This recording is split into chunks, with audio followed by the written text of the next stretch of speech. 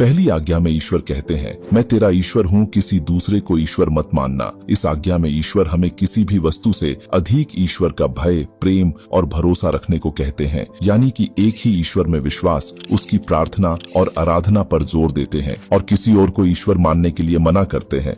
दूसरी आज्ञा, किसी प्रकार की मूर्ति पूजा मत करना। इस आज्ञा में ईश्वर हमें मनुष्य की बनाई किसी भी वस्तु की पूजा, सेवा और उसके सामने झुकने के लिए मना करते हैं। तीसरी आज्ञा, परमेश्वर अपने ईश्वर का नाम अकारठ मत ले, क्योंकि ईश्वर उसको जो उसका नाम अकारठ लेता है निर्दोषी न ठहराएगा। इस आज्ञा में ईश्वर हमें अपने नाम का अनादर पूर्वक या तुच्छता पूर्वक प्रयोग न करने का निर्देश देते हैं, जैसे ईश्वर के नाम से श्राप देना, टोना टोटका करना और किसी को ठगने के लिए मना करते हैं। चौथी आज्ञा, विश्रामवार को पवित्र रखने के लिए मत भूलना। इस आज्ञा में ईश्वर हमें सप्ताह के 7वें दिन यानी विश्राम के दिन ईश्वर की आराधना करने को कहते हैं। पांचवी आज्ञा, अपने माता पिता का आदर करना, जिससे तेरा भला हो और पृथ्वी पर तेरा जीवन अधिक हो। इस आज्ञा में ईश्वर हमें अपने माता पिता और स्वामियों का आदर करने, उनका सेवा करने और उनके आज्ञा मानने का निर्देश देते हैं। परिवार की स्थिरता और अधिकार के प्रति सम्मान को बनाए रखने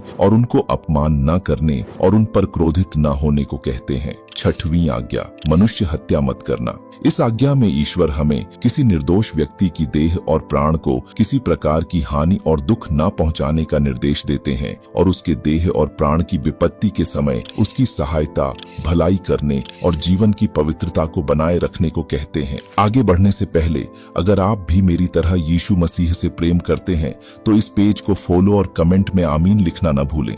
सातवीं आज्ञा, व्यभिचार मत करना। इस आज्ञा में ईश्वर हमें अपने मन, वचन और कर्म में शुद्ध और संयमी होकर जीवन बिताने और हरेक स्त्री पुरुष को परस्पर प्रेम और आदर करने और पारिवारिक अखंडता की पवित्रता को बनाए रखने का निर्देश देते हैं। आठवीं आज्ञा, चोरी मत करना। इस आज्ञा में ईश्वर हमें अपने किसी व्यक्ति का धन संपत्ति छीनने, छल कपट अथवा अनैतिक रूप से उसकी संपत्ति को अपनाने से मना करते हैं, यानी कि किसी भी ऐसी वस्तु को लेने से मना करते हैं जो आपकी नहीं है। नौवीं आज्ञा, अपने पड़ोसी पर झूठी साक्षी मत देना।